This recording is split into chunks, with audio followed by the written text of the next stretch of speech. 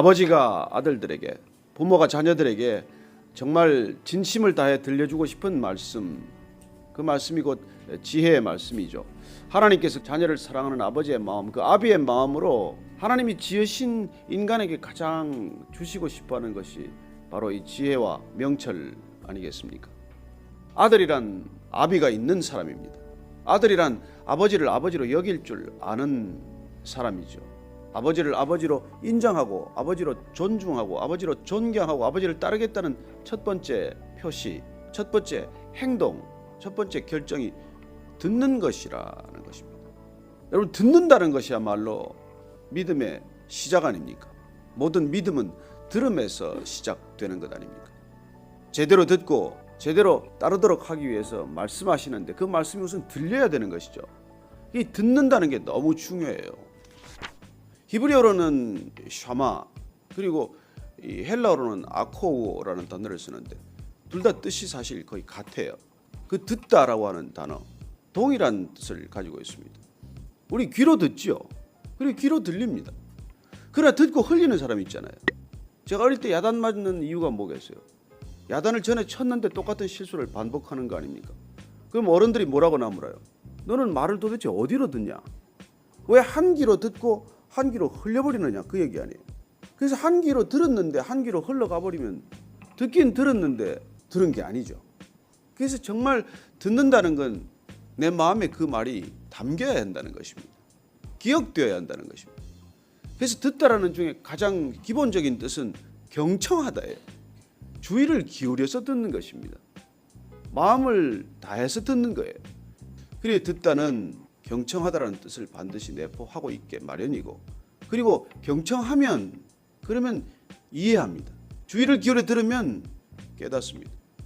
그래서 듣다라는 말에 깨닫다라는 뜻이 포함이 돼요. 제대로 깨닫기만 하면 어떻게 되겠습니까? 배워요. 깨달음이 오면 배웁니다. 그래서 듣다라는 말에 배우다라는 뜻도 포함이 되어 있어요. 여러분, 제대로 배운 사람은 제대로 배움을 지킵니다. 그래서 그 들은 말씀을 따르도록 되어 있어요. 그 들은 말씀에 순종하게 되어 있습니다. 그래서 듣다라는 표현 가운데, 그 뜻 가운데 마지막에는 복종하다라는 게 있어요. 순종하다라는 뜻이 내포되어 있습니다. 아이가 어머니의 말을 들었어요. 심부름 시키는 말을 들었습니다. 이 아이가 그 말을 듣고 어머니가 주는 돈을 1,000원짜리 하나 가지고 가서 심부름을 갔어요. 가다가 아이스크림 가게에 가요. 그러면 그 돈을 가지고 제가 먹고 싶은 걸 사 먹어버렸어요. 그리고 어머니가 사오라고 한 것, 심부름을 시킨 것은 까마득히 잊어버리거나 이제 뒤늦게 돈을 쓰고 나서 기억하거나 하면은 결과는 어떻습니까? 안 들은 것이죠. 듣고 가라고 하는 곳까지 갔고 가다가 엉뚱한 일을 저지르면 듣긴 들었을 때 안 들은 것이죠. 그래서 듣는다는 게 마지막 들은 대로 순종하는 데까지 이르는 전 과정이 내포되지 않으면 안 들은 거란 말이에요. 그래서 듣는다는 게 너무나 중요한 것이고 들은 대로 사는 데까지 이르러야 한다는 것이 얼마나 중요한지를 우리가 알게 되는 것입니다. 우리가 얼마나 많은 말을 듣고 삽니까? 그러나 대부분의 말은 흘려 듣지 않습니까? 수많은 대화를 나눕니다. 그러나 그 많은 대화가 다 기억되지 않지 않습니까? 우리가 경청하지 않았기 때문이고, 우리가 경청하지 않은 이유는 그 얘기가 들을 만한 가치가 없다고 생각한 때문이죠. 그래서 어릴 때부터 이 듣는 태도가 훈련되는 게 너무나 중요해요. 그래서 토라나 이 이스라엘의 구약은 아이들에게 늘 가르칠 때 셔마 이스라엘아 들어라, 거기로부터 시작하는 것이죠. 그래요. 뭘 듣느냐에 따라서 인생의 행로가 결정이 됩니다. 여러분, 듣고 또 듣는 것에 따라서 내 행동이 결정됩니다. 듣고 또 듣는 데 따라서 내 결단이 달라져요.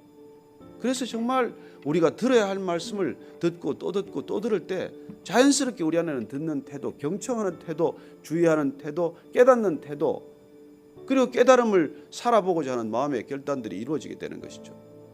그래서 정말 잘 듣는 게 너무나 중요해요. 전 대학 교육을 생각하면서 그런 생각을 했습니다. 대학 교육을 받는 사람하고 안 받는 사람하고 무슨 차이가 있나? 그래서 사는 데 보면 별 차이가 없을 수도 있어요. 그러나 정말 대학 교육을 제대로 받았다면, 대학교까지 교육을 제대로 받았다면, 여러분 적어도 학교라는 데를 들어가서 대학 졸업할 때까지 5,000시간 내지 6,000시간을 듣는 훈련이에요. 끊임없이 듣습니다.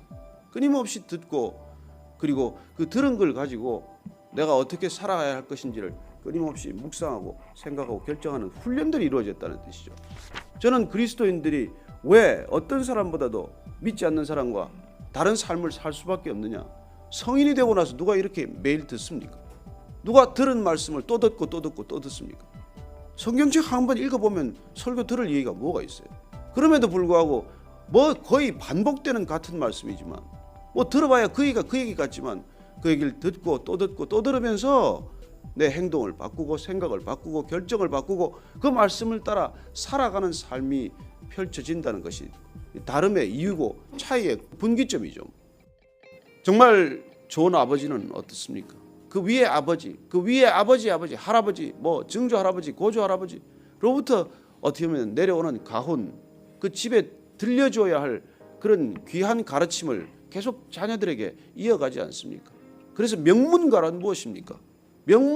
가문이라는 게 끊임없이 어떤 가르침이 자녀들에게 이어지는 가문을 말하는 것 아닙니까? 그리고 가장 좋은 명문가가 뭐예요? 좋은 믿음을 가진 가문이죠. 그리고 성경은 가장 오래된 가문을 만드는 지름길이에요. 적어도 여기는 1600년에 걸친 기록이 있습니다. 보통 기록입니까?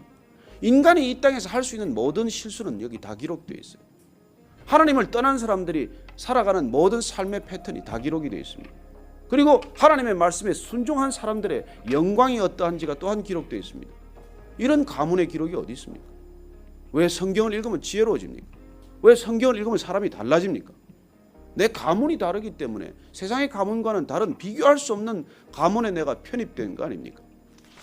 오늘 우리는 지혜는 어디서부터 비롯되어야 하는 것인가? 그리고 이 지혜를 우리가 어떻게 살아갈 수 있을 것인가? 그건 우리가 제대로 듣는 데서부터 시작이 되어야 한다는 것입니다. 그래서 아버지의 마음은 아들들에게 제발 훈계를 듣고 명철을 얻기에 주의하라. 내가 선한 도리를 너에게 전하노니 내 법을 떠나지 말라. 우리에게 말씀해 주고 있는 것입니다.